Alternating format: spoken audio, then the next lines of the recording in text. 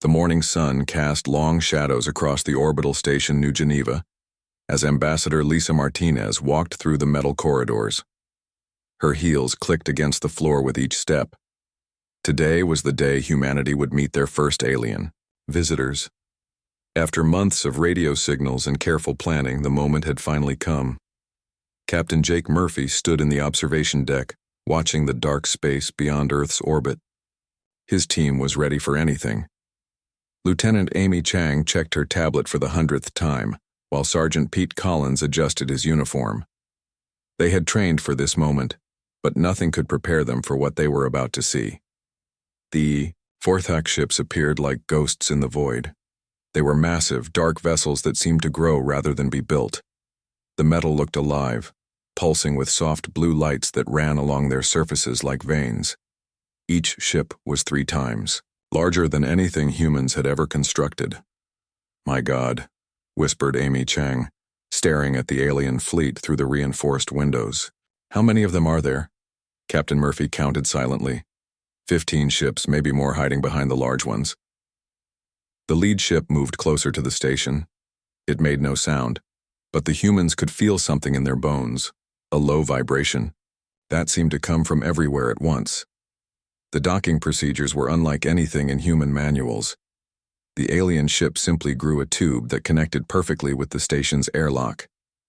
Ambassador Martinez took a deep breath and walked toward the meeting room. The other world leaders had gathered virtually, their faces filling screens around the large table. President Johnson from North America, Chancellor Weber from Europe, and dozens of other officials watched with nervous excitement. The airlock opened with a soft hiss. The first alien stepped through and everyone in the room fell silent. The creature was tall, almost 8 feet in height, with skin that looked like clear glass. Underneath, they could see what might have been organs or maybe just flowing light. It had 4 eyes arranged in a diamond pattern on its head, and when it moved, it seemed to float rather than walk. "I am Harmonizer Keltherin," the alien said, though its mouth did not move. The voice came from a small device on its chest. "I speak for the Vorthak Confederacy on behalf of the Protective Covenant." Ambassador Martinez stood and bowed slightly. "Welcome to Earth. I am Lisa Martinez, representing the United Earth Government. We are honored by your visit." The alien's 4 eyes focused on her, and Martinez felt a strange chill. "The honor is ours, Ambassador Martinez. We have traveled far to offer your species a gift beyond measure." More aliens entered the room. Each one carried a device that looked like a crystal pyramid. They placed these around the table, and suddenly, the air filled with images. Stars, planets, massive space structures, and beings from a dozen different worlds appeared in holographic detail. "Behold the Protective Covenant," Keltherin said. The images showed peaceful worlds, advanced cities, and what looked like paradise. "For over 10,000 of your years, we have guided species across the galaxy. We offer them safety, knowledge, and peace." Admiral Kate Sullivan, who had been watching from the back of the room, stepped forward. She was the head of Earth's intelligence services, a woman who had spent her life learning to spot lies and hidden dangers. "What kind of protection?" she asked. The alien's eyes shifted to her. "Protection from the ancient forces that hunt in the dark spaces between stars. Beings so terrible that even we fear to speak their names directly." Dr. Ben Parker, Earth's leading expert on alien life, noticed something strange. The alien's skin had changed color slightly when it mentioned these forces. The clear areas became cloudy, and the lights underneath dimmed. "Your species is young," Keltherin continued. "You have much to learn about the dangers of the galaxy. But under our guidance, Earth can join the Covenant. You will receive our technology, our medicine, our wisdom." President Johnson leaned forward on his screen. "And what would Earth need to provide in return?" "Very little," the alien replied smoothly.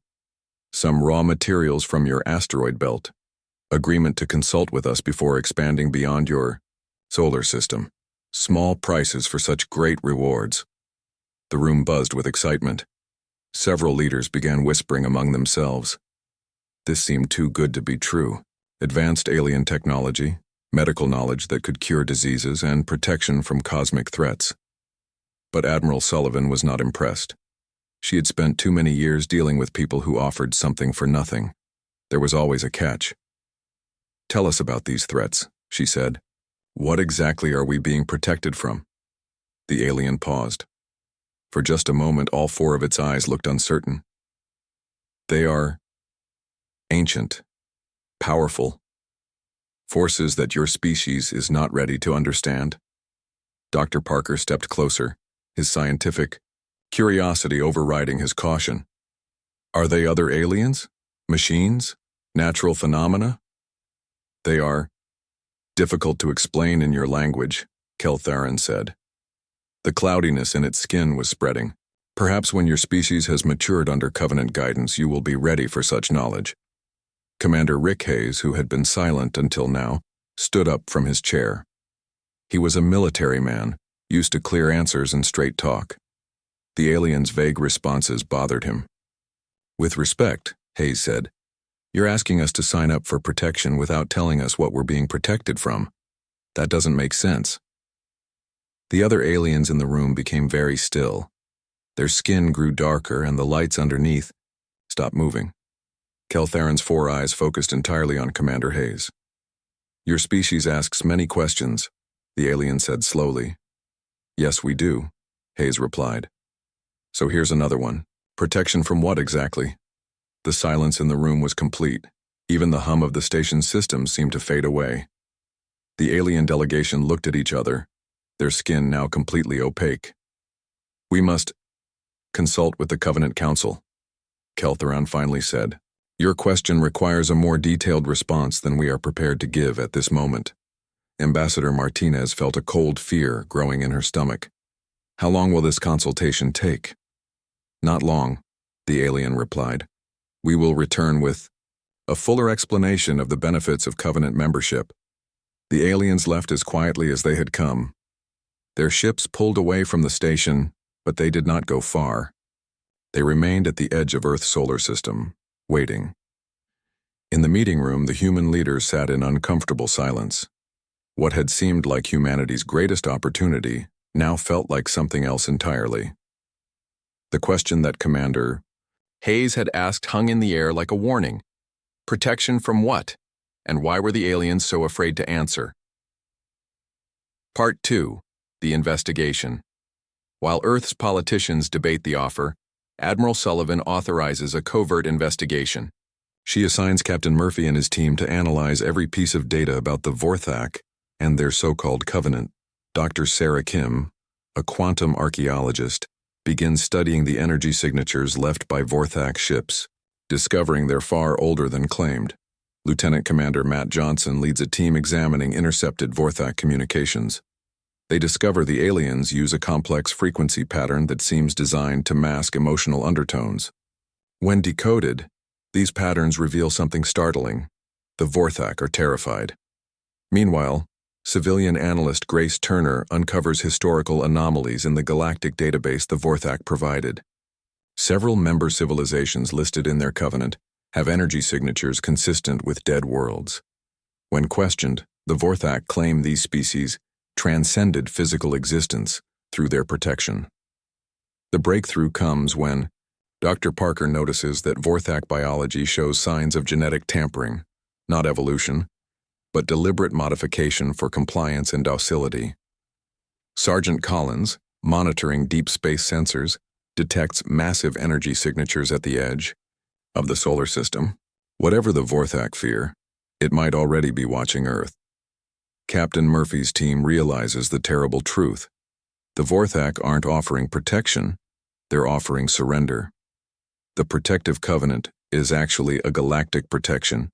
Racket and the cosmic threat they fear is something that demands tribute through the Vorthak as intermediaries. 3 days had passed since the aliens left. The world leaders continued their debates, but Admiral Kate Sullivan was not waiting for their decisions. She had seen too many enemies in her career to trust beings who could not answer simple questions. Into a secure room deep inside the New Geneva station, she gathered her best people. Captain Jake Murphy sat across from her, his face serious. Dr. Ben Parker had brought stacks of data about the alien visitors. Lieutenant Amy Chang worked at 3 computer screens at once. "I want to know everything," Admiral Sullivan said. "Who are these Vorthak? What are they really offering? And what are they so afraid of?" Dr. Sarah Kim, Earth's expert on ancient space phenomena, pulled up her findings on the main screen. "I've been studying the energy traces left by their ships," she said. "The readings are strange, very strange. The screen showed complex wave patterns and energy signatures. To most people, it looked like meaningless lines and numbers. But Dr. Kim knew how to read the story they told. These ships are old," she continued. "Much older than the aliens claimed. I'm talking thousands of years, maybe tens of thousands. But here's the weird part. The energy patterns show signs of fear." Captain Murphy frowned. "Fear? How can a machine be afraid?" "These aren't just machines," Dr. Kim explained. "They're biomechanical, part living, part artificial. And living things show emotional stress in their energy patterns. These ships are terrified of something." Across the room, Lieutenant Commander Matt Johnson was working on a different puzzle. He had been listening to the recordings of alien communications, trying to understand how they spoke to each other. "Admiral," he called out, "you need to hear this." He played a recording of sounds that seemed like static mixed with musical tones. To human ears, it was just noise, but Matt had run it through every analysis program Earth possessed. "They're not just talking," he said. "They're hiding their emotions. These frequency patterns are designed to mask what they're really feeling, but our computers can decode some of it." The room fell silent as Matt played the decoded version. Even through the translation, they could hear something that chilled them all. Fear. Deep, terrible fear. "They're afraid," Amy Chang whispered. "Really afraid." Admiral Sullivan nodded grimly. "What else do we have?" Grace Turner, a civilian data analyst, had been working on the information database the aliens had shared. It contained details about the Protective Covenant and its member worlds. On the surface, everything looked wonderful. Peaceful planets, happy species, advanced civilizations. "I found something wrong with their member list," Grace said. She pulled up star charts showing dozens of solar systems. They claimed to protect over 300 species. But when I checked the actual energy readings from those worlds, the star chart changed, showing the real status of the planets. Many of them glowed red instead of blue.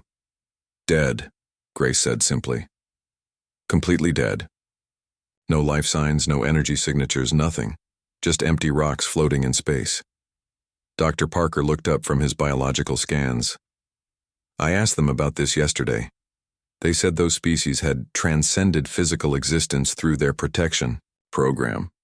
"That's a fancy way of saying they're all dead," Captain Murphy said. The team worked through the night piece by piece, building a picture that none of them wanted to see. Dr. Parker made the most disturbing discovery of all. "I've been analyzing the biological samples the Vorthak left behind," he said. "Skin cells, traces of whatever they breathe, things like that. Their DNA tells a story." He put his findings on the screen. Even without understanding the complex genetic charts, everyone could see the problem. "Their genes have been changed," Dr. Parker explained. "Not through evolution or natural selection. Someone or something has deliberately modified them. Look at these patterns here. They're designed to create obedience and reduce aggressive behavior." Amy Chang stopped typing. "You mean they've been programmed?" "Exactly. These aliens were turned into servants. Their entire species has been modified to follow orders and not ask questions." Sergeant Pete Collins, who had been monitoring Earth's deep space sensors, suddenly stood up. His face was pale. "Admiral," he said quietly, "we have a problem. A big one." The main screen switched to show readings from the edge of the solar system. Massive energy signatures were moving in the darkness, beyond Pluto. They were too far away to see clearly, but the sensors could detect their presence. "How many?" Admiral Sullivan asked. "At least 50 objects," Collins replied. "Maybe more. They're huge, bigger than anything we've ever seen. And they're just waiting." The room fell silent as everyone understood what this meant. Whatever the Vorthak feared was already here, watching Earth from the shadows. Captain Murphy stood and walked to the window. Outside, Earth looked peaceful and blue, unaware of the danger gathering around it. "It's not protection they're offering," he said slowly. "It's surrender. They want us to give up before the fight even starts." Admiral Sullivan joined him at the window. "The question is, what are we surrendering to?" Dr. Kim pulled up more data. "I've been tracking those energy signatures Collins found. They match some very old readings from our deep space probes. We've been detecting traces of them for years, but we always thought they were natural phenomena." "They've been watching us," Amy Chang realized. "For how long?" "Maybe decades," Dr. Kim replied. "Maybe longer." Admiral Sullivan turned back to her team. Each person in the room now understood the terrible truth. The Vorthak were not saviors offering protection. They were messengers delivering an ultimatum from something far worse. "So what do we do?" Grace Turner asked. Admiral Sullivan looked at each of her people, scientists, soldiers, analysts, and engineers. All of them were afraid, but none of them looked ready to quit. "We do what humans do best," she said. "We ask more questions, and we get ready to fight for the answers." Outside the station, the Vorthak ships continued their patient wait. In the darkness beyond, much larger shadows moved silently through the void. Earth had been noticed by forces that had ruled the galaxy for millions of years. But Earth was about to prove that some species do not go quietly into the dark. Commander Rick Hayes walked through the empty corridors of New Geneva Station. It was late and most of the crew was sleeping. But sleep would not come to him. The questions burned in his mind like fire. He had requested a private meeting with Harmonizer Keltheran. The alien had agreed, though it seemed surprised by the request. Now Hayes was heading to the diplomatic quarters, carrying with him everything his team had discovered. The door opened silently, and Hayes stepped inside. The room had been modified for the alien visitor. Strange blue lights glowed from the walls, and the air hummed with energy. Keltheran stood in the center, its four eyes watching him carefully. "Commander Hayes," the alien said through its translation device. "You wish to speak privately?" Hayes closed the door behind him. "Yes, we need to talk about the truth." The alien's transparent skin became cloudy. Truth is often difficult for young species to understand. "Try me," Hayes said. He activated a small device that Lieutenant Commander Johnson had given him. It would broadcast on the same emotional frequencies the Vorthak used, but in reverse. Instead of hiding feelings, it would make them impossible to conceal. Keltheran stepped backward. "What are you doing?" "I'm making it so you can't lie to me anymore," Hayes replied. "We know about the dead worlds. We know about your genetic modifications. We know something out there has you scared to death. Now tell me what it really is." The alien's skin flickered between clear and opaque. Its four eyes darted around the room as if looking for escape. The emotional frequency device was working. Keltheran could no longer hide its terror. "You don't understand," the alien whispered. "Your species is not ready for this knowledge." "Make me ready," Hayes said firmly. For a long moment, Keltheran stood silent. Then, slowly, it began to speak. "They are called the Harvesters," the alien said. "They are older than stars, older than most civilizations. They built themselves from the remains of the first species to achieve true artificial intelligence." Hayes felt a chill run down his spine. Machines? Not just machines. They are a network of consciousness spread across the galaxy. They consume entire worlds, taking not just the resources but the knowledge, the memories, the very essence of every living being they encounter. The alien moved to the window and stared out at the stars. "They appeared in our space 50,000 years ago. Our people were proud, advanced, ready to fight any enemy. We lasted 3 days." 3 days? Hayes could hardly believe it. "They did not destroy us immediately. They studied us first, then they changed us, modified our genetics to make us useful. We became their servants, their tax collectors in this part of the galaxy." Hayes stepped closer. "Tax collectors?" Keltheran turned its four eyes back to him. The harvesters prefer their food to be manageable. Wild species fight back, cause problems, damage valuable resources. So they use us to find young civilizations and bring them into the Covenant. It's a farm, Hayes realized with horror. You're farming us. We keep species peaceful and productive until they are ready for harvest. Usually this takes several 100 years. The harvesters are patient. Hayes felt sick. How many species have you fed to them? Hundreds, Keltheran admitted. Maybe thousands. I have lost count over the millennia. The room fell silent except for the humming of alien technology. Hayes tried to process what he was hearing.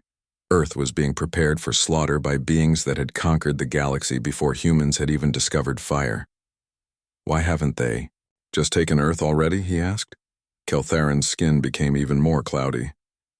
Your species confuses them. Most civilizations either submit immediately when they learn the truth, or they fight in predictable ways that the harvesters easily counter. But humans, what about humans? You ask questions they do not expect. You refuse offers that other species accept gladly. Your military tactics are chaotic. The harvesters prefer order, predictability. They do not know how to process true randomness. Hayes began to understand. They're afraid of us. Not afraid, Keltheran corrected. Cautious. They have ruled for so long that they have forgotten how to handle genuine resistance. They prefer to use us to make species compliant before harvest. But we're not being compliant. No, the alien agreed. You are not. Hayes activated his communication device. Admiral Sullivan, are you receiving this? Admiral Sullivan's voice came through clearly. Every word, Commander. Dr. Parker and the team are listening too. Keltheran's eyes widened in panic. You were recording this? Everything, Hayes confirmed. Now tell us how to fight them. The alien backed away. You cannot fight them. No one can fight them. They are too powerful, too advanced.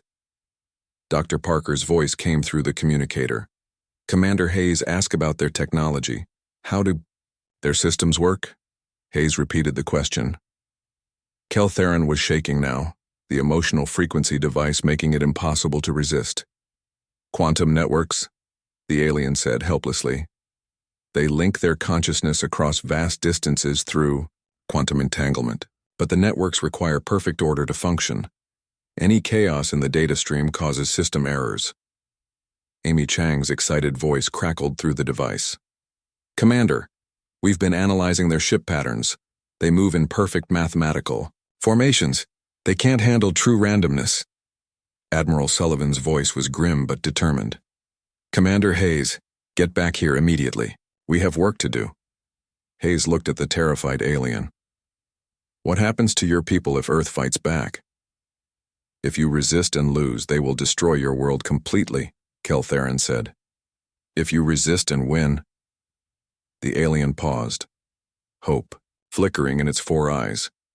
If you win, perhaps my people can remember what freedom feels like. Hayes headed for the door, then stopped. One more question. How long do we have? The harvesters are already moving toward your system. They will arrive within days, expecting to find a world ready for harvest. Then they're going to be very disappointed, Hayes said. He left the alien standing alone in the room, staring out at the stars where humanity's doom was approaching. But for the first time in 50,000 years, Keltheran felt something it had almost forgotten. Hope.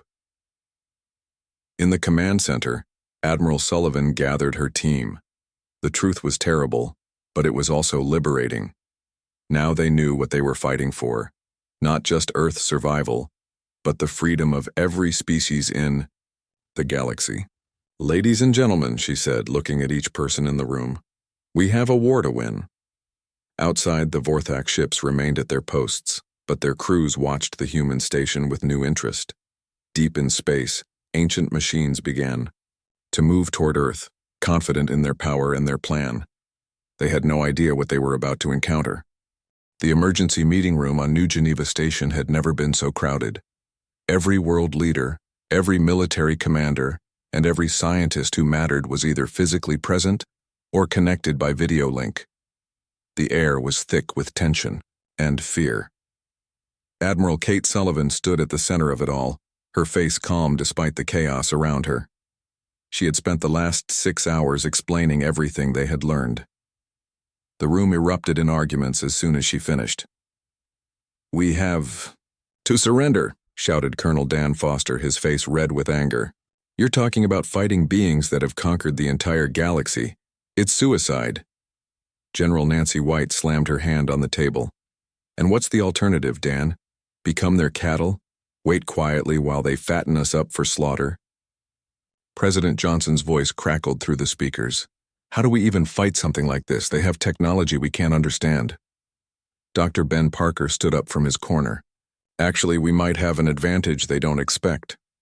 The room fell silent. All eyes turned to the scientist. "Their quantum networks require perfect order," he explained. "But human behavior is naturally chaotic. We're unpredictable in ways that might actually break their systems." Captain Jake Murphy nodded. "It's like trying to program a computer to understand a joke. They can process the words, but they can't handle the randomness of human creativity." Ambassador Lisa Martinez had been quiet throughout the meeting. Now she spoke softly, but her words carried across the room. "I have a proposal," she said, "something none of them will expect." Everyone leaned forward to listen. "We don't accept their offer," Martinez continued, "but we don't reject it either. Instead, we make them a counteroffer." Colonel Foster stared at her. "What kind of counteroffer? Could we possibly make to beings like that?" Martinez smiled grimly. "We offer to protect them." The room exploded in shocked voices. Admiral Sullivan raised her hand for silence. "Explain," she said simply. "Think about it," Martinez said. "The Harvesters have ruled through fear for millions of years. Every species they've encountered either gave up immediately or was crushed by their reputation. But what if someone finally stood up to them? What if we showed the galaxy that these ancient machines aren't invincible gods?" Dr. Sarah Kim pulled up star charts on the main screen. "There's a recently harvested world 3 light-years from here. The Vorthak told us the species there had transcended, but our sensors show there might be survivors hiding underground." Captain Murphy's eyes lit up with understanding. "A rescue mission?" "Exactly," Admiral Sullivan said. "We show the galaxy that the Harvesters can be fought, that their victims can be saved." The preparations took 18 hours. Every available ship in Earth's small fleet was loaded with weapons, medical supplies, and equipment designed to disrupt quantum networks. Dr. Parker had worked through the night creating what he called chaos bombs, devices that would flood Harvester systems with truly random data. Lieutenant Amy Chang had volunteered to lead the technical team. "If their networks really can't handle randomness," she said, "then we're going to give them more chaos than they can process." The human fleet was tiny compared to the alien ships, gathering at the edge of the solar system. 12 vessels against an armada that had conquered worlds. But every human on those ships knew they were fighting for more than just Earth. They were fighting for the right to exist as free beings. The journey to the harvested world took 2 days. When they arrived, they found exactly what they expected, a dead planet with no visible life. But their sensors detected something the Harvesters had missed. "Underground complexes," reported Sergeant Pete Collins. "Deep cave systems with artificial atmosphere. There are definitely survivors down there." The rescue was not easy. Harvester machines still patrolled the planet's surface, spider-like robots the size of buildings programmed to find and eliminate any remaining life. But the humans had something the machines could not predict. They were willing to take crazy risks. Captain Murphy led a team that used nuclear charges to collapse tunnels behind them, trapping Harvester units underground. Amy Chang's chaos bombs worked exactly as planned, sending the machine networks into system failures as they tried to process completely random data streams.